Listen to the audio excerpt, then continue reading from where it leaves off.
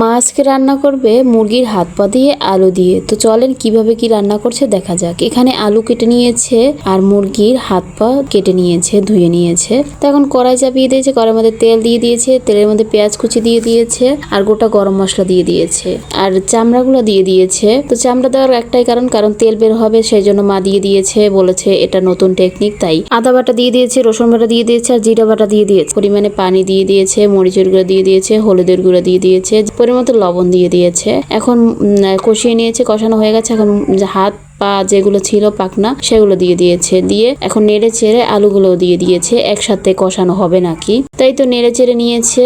এখন পরিমাণ মতো ঝোল দিয়ে দিয়েছে। তো এই তো ঝোলটা টানার অপেক্ষা। তো এই তো হয়ে গেছে। এখন নামিয়ে জিরা গুঁড়ো দিয়ে দিয়েছে, ধনিয়ার গুঁড়ো দিয়ে দিয়েছে। তো আজকের ভিডিওটা আপনাদের কাছে কেমন লাগলো জানাবেন। আর আমার মায়ের হাতের রান্না ভীষণ সুন্দর, কালারটা বেশ সুন্দর এসেছে, তাও জানাবেন কেমন লাগলো। সবাই ভালো থাকবেন, আল্লাহ হাফেজ।